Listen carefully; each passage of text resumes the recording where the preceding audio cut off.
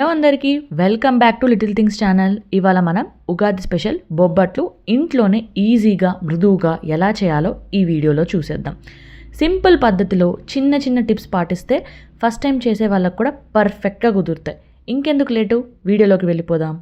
ముందుగా ఒక కప్పు మైదా పిండిని మిక్సింగ్ బౌల్లోకి తీసుకోవాలి.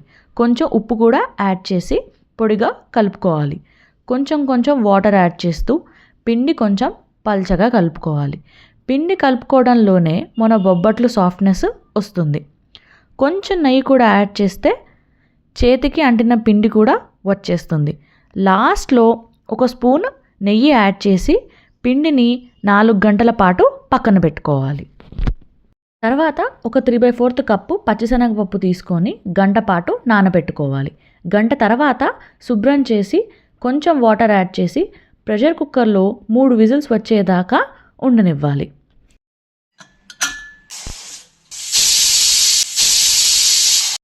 కుక్కర్ చల్లారాక వాటర్ స్ట్రెయిన్ చేసి పప్పు కూడా చల్లారనివ్వాలి. పప్పు చల్లారిన తర్వాత ఒక మిక్సీ జార్లో 2 నుంచి 3 యాలకులు తీసుకొని పప్పు కూడా వేసి మెత్తగా మిక్సీ పట్టాలి. ఇప్పుడు ఒక పాన్ పెట్టుకొని ఒక బౌల్లో దంచిన బెల్లం వేసుకొని లైట్గా వాటర్ యాడ్ చేసి బెల్లాన్ని కరగనివ్వాలి.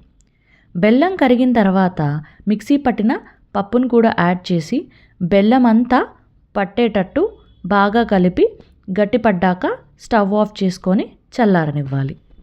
ముందుగా కలుపుకొని పెట్టుకున్న పిండిని ఒకసారి బాగా నీట్ చేసుకొని ఒక కవర్ మీద ఆర్ బటర్ పేపర్ మీద ఆయిల్ ఆర్ నెయ్యి రాసుకోవాలి. కొంచెం పిండి తీసుకొని కవర్ మీద రౌండ్గా అయ్యేటట్టు చేత్తో ప్రెస్ చేస్తూ ఉండాలి. ఆ తర్వాత కొంచెం పూర్ణం తీసుకొని ఉండ చేసుకొని పిండి మీద పెట్టి రౌండ్గా చేత్తోనే ఒత్తుకోవాలి. ఇది పూరీ ప్రెస్తో కూడా ఈజీగా ఒత్తుకోవచ్చు. పూరీ ప్రెస్కి కింద బటర్ పేపర్ అలాగే పైన కూడా బటర్ పేపర్ పెట్టుకొని ఒత్తుకోవాలి.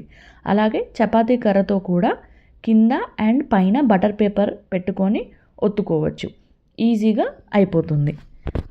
ఇలా మంచిగా రౌండ్గా ఒత్తుకున్న తర్వాత బొబ్బట్లు కాల్చుకోవడానికి ప్యాన్ మీద నెయ్యి వేసి హీట్ అయిన తర్వాత ఒక్కో బొబ్బట్టు వేసి నెయ్యి కూడా వేసి 2 సైడ్స్ మంచి రంగు వచ్చేదాకా దోరగా కాల్చుకోవాలి. ఇలాగే అన్ని బొబ్బట్లు ఒక్కొక్కటి చక్కగా కాల్చుకోవాలి. అంతే, తీయని నేతి బొబ్బట్లు రెడీ. తినేటప్పుడు ఇంకొంచెం నెయ్యి కూడా యాడ్ చేసుకొని తింటే చాలా చాలా టేస్టీగా ఉంటుంది. అంతే, ఈ ఈజీ రెసిపీని మీరు కూడా ఈ పండక్కి ట్రై చేసి ఎలా ఉందో చెప్పండి.